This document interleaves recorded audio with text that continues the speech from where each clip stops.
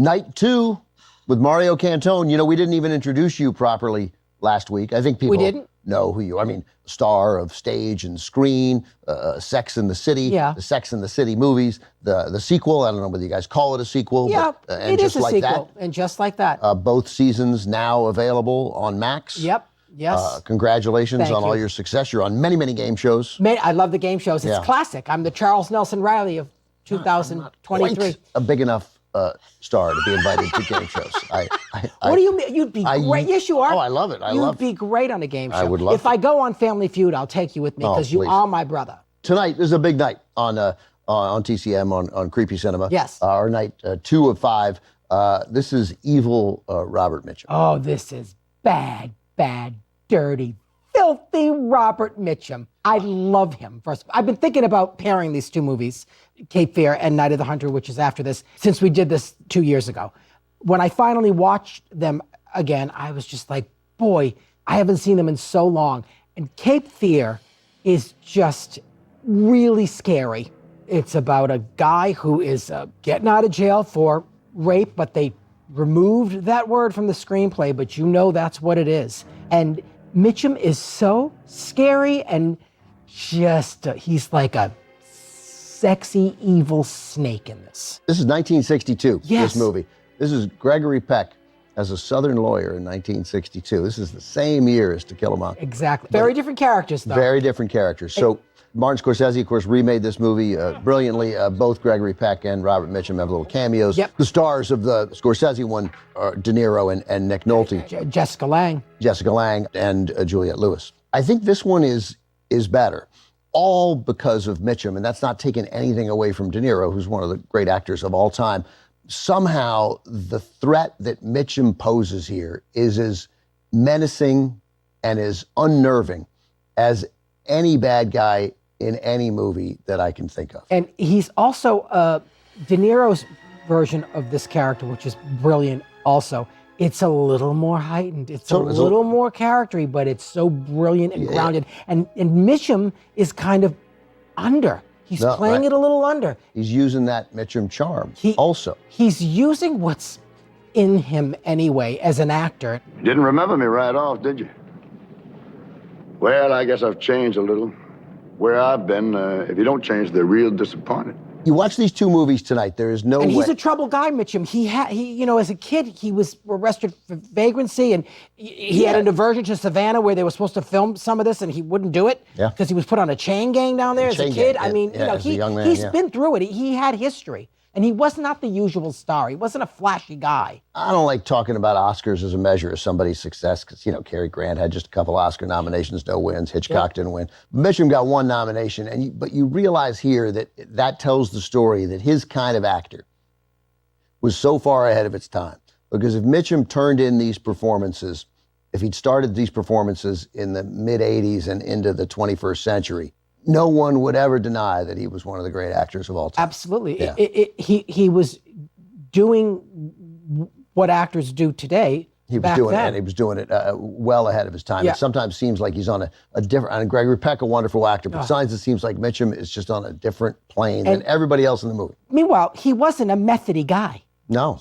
That's what I mean by this was part of his history. It's in him. He was not a methody guy, but yet it looks like that's what he's doing. Yeah. So anyway, we're going to watch the movie. We're going to talk about it afterwards in detail. It's one of the great films of its time from 1962. Gregory Peck and Robert Mitchum in Cape Fear. And the great Polly Bergen. Anything else? No, that's it. I just, love her. From 1962, Robert Mitchum, Gregory Peck, and Polly Bergen in Cape Fear. Sometimes you got to school them. Oof. Sick. Yeah. Sick. Yeah. When this came up, people must have been like, ooh, did they realize how dirty it was? Yeah, when he talks about the crime that first sent him to prison, the crime that he clearly committed against his ex-wife, what he does to Barry Chase, who's wonderful in the movie, later played so spectacularly well by Ileana Douglas did it in the remake, yes. Again, I like this one better than the remake, which I also loved. One of the things it's better at, and shows a sign of how things had changed, is that here, Peck is totally blameless. He was just an innocent bystander who did the right thing and called the police when he recognized a woman being assaulted. That's what sent Mitchum to prison the first time. In the remake, they threaten the lawyer, Nick Nolte's legal career, because he lied, because he didn't do his utmost to defend his client, because he knew the client, De Niro, was evil and needed to go away.